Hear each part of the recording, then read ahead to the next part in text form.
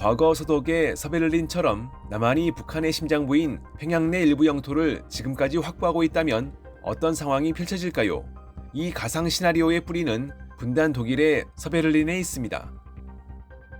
제2차 세계대전이 끝나갈 무렵 미국, 소련, 영국, 프랑스는 독일을 4개 구역으로 나누기로 합의했습니다. 문제는 수도 베를린이 소련 점령지였던 동독 한복판인 국경에서 무려 160km나 떨어져 있었다는 점입니다. 서방 승전국들은 베를린을 통째로 넘길 수 없었고 결국 도시 자체도 4등분해 서베를린이라는 기묘한 섬을 만들어냈습니다. 서독에서 서베를린으로 가는 길은 동독 영토를 관통하는 지정된 도로와 철도, 항공로뿐이었습니다. 게다가 이 길은 언제든 끊길 수 있었습니다. 1948년 소련이 모든 육로를 막아버린 베를린 봉쇄가 대표적입니다. 서베를린 시민 200만 명이 굶어 죽을 위기에 처하자 미군은 1년 동안 무려 27만 번 비행을 감행해 총 230만 톤의 물자를 실어 나르는 대공수 작전을 펼쳤습니다. 즉 서베를린은 존재 자체가 기적이었던 도시였습니다. 이제 똑같은 구조를 한반도에 적용해 보겠습니다. 1951년 초 일사후퇴로 전선이 급격히 남하하던 시기 국군과 유엔군 일부가 평양의 대동강이남 낙랑구역부터 미린 비행장까지를 공군의 압도적인 화력 지원을 받으며 요새화해 끝까지 사수하는 데 성공했다고 가정해 보겠습니다. 북한은 심장부를 되찾길 원했지만 유엔군은 그 대가로 엄청난 영토 반환을 요구할 수 있습니다. 북한은 이를 거부할 가능성이 큰데 공교롭게도 이때 중국은 더 이상 전쟁 지원의 난색을 표하고 소련도 직접 개입을 피할 것입니다. 결국 북한은 평양 전체가 무너지는 걸 막기 위해 어쩔 수 없이 평양 일부를 대한민국 영토로 인정하는 방식으로 휴전을 체결할 수 있습니다. 이 구역을 우리는 남평양이라 부르겠습니다. 남평양은 단순히 한국의 도시가 아닙니다. 사실상 미국의 전투기지였을 가능성이 매우 높습니다. 서베를린이 존재할 수 있었던 이유는 서독의 힘이 아니라 미군이 직접 주둔하며 해구산이 씌워졌기 때문입니다. 남평양도 마찬가지입니다. 북한이 남평양을 공격하는 순간 그건 남한과의 국지전이 아니라 미국과의 전면전으로 번질 수 있습니다. 평양 한복판에서 남평양이 버텼을 힘은 한국의 의지가 아니라 미국의 절대적 보증이었을 것입니다. 또한 남평양이 존재했다면 북한의 최우선 목표는 서울이 아니라 남평양이 되었을 가능성이 높습니다. 전쟁이 벌어지더라도 전선이 평양에서 먼저 터지는 구조가 되기 때문에 역설적으로 서울의 안보 위협은 지금보다 낮아질 수 있습니다. 남평양은 한국의 행정구역을 넘어 사실상 도시 전체가 군사기지이자 외교 거점일 가능성이 높습니다. 다만 서베를린과 달리 북한은 훨씬 예측 불허고 도발 강도가 강하기 때문에 미군이 주둔하더라도 가족까지 동반해 생활하는 형태는 거의 불가능했을 것입니다. 대신 남평양에는 전투부대보단 상징적 주둔을 위한 미군 연락단, 방공, 통신, 정보 분야의 핵심 인력만 제한적으로 배치되고 실질적인 치안과 행정은 한국 정부가 담당하는 형태가 더 개연성이 높습니다. 남평양에는 정부 파견 공무원, CIQ 요원, 철도 도로 운영 인력, 항만 보급을 담당하는 물류 인력, 제한된 기업 파견 인력들이 상주했을 가능성이 큽니다. 여기에 전쟁으로 고향을 잃은 실향민 2세, 3세들이 통일 이전에 평양에 남아있는 유일한 대한민국이라는 상징성 때문에 남평양에 정착하려 했을 수도 있습니다. 문제는 남평양이 북한의 수도 한복판에 존재한다는 점입니다. 남평양 내부에서 켜지는 휴대폰, 인터넷, TV 전파는 강을 건너 북평양으로 새어나갈 수 있습니다. 북한은 전파를 방해하고 감시를 강화하겠지만 평양의 엘리트 계층일수록 오히려 남평양 신호를 몰래 잡으려 할 가능성이 큽니다. 그 순간부터 남평양은 단순한 영토가 아니라 북한 체제를 갉아먹는 정보의 구멍이 됩니다. 이 때문에 북한은 남평양을 향한 압박을 멈추지 않을 것입니다.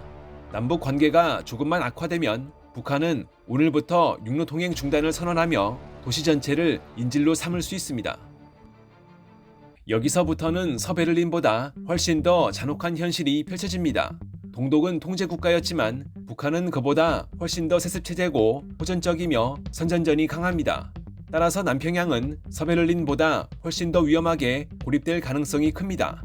가장 먼저 문제는 항공로입니다. 서베를린은 항공로가 생명줄이었습니다.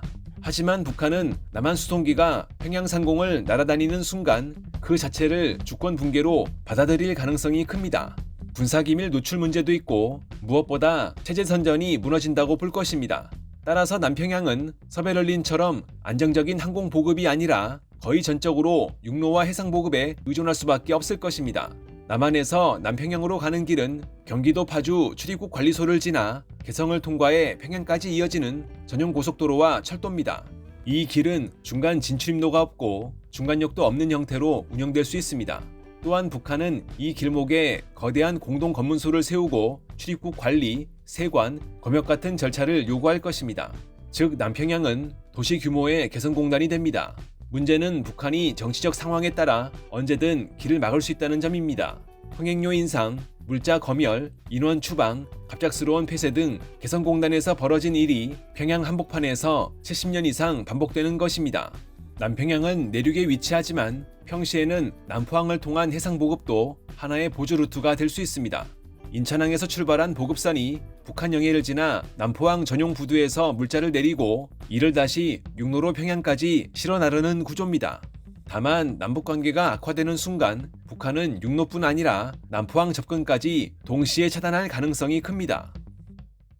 북한이 가만히 있을까요? 남평양이 자본주의의 쇼윈도가 된다면 북한은 그 맞은편에 평양판 쇼윈도를 만들 것입니다. 남평양에 50층이 들어서면 북한은 바로 옆에 70층, 100층짜리 살림집을 올릴 것입니다. 남평양이 네온사인을 켜면 북한은 전력난에도 불구하고 이 구역만큼은 밤새 불을 밝힐 것입니다. 대성동과 기정동이 기대 높이로 경쟁했듯이 북한은 남평양을 향해 초대형 인공기 계양대, 전광판, 확성기를 설치해 24시간 선전전을 펼칠 가능성이 큽니다. 하지만 이 경쟁은 북한의 치명적인 역효과를 낳을 것입니다. 남평양의 빛은 선전이 아니라 현실이기 때문입니다. 여기서부터 남평양은 북한 체제의 가장 치명적인 독이 됩니다.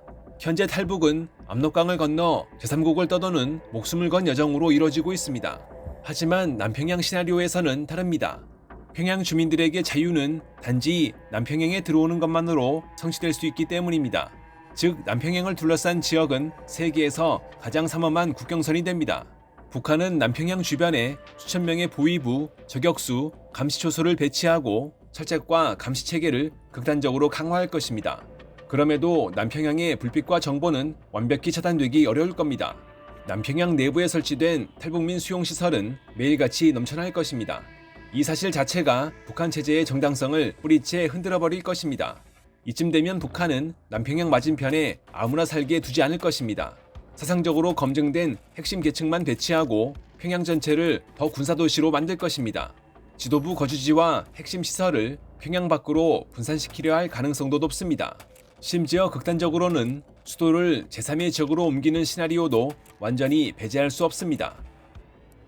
독일의 서베를린은 결국 장벽을 무너뜨리는 기폭제가 됐습니다. 하지만 북한은 동독과 다릅니다.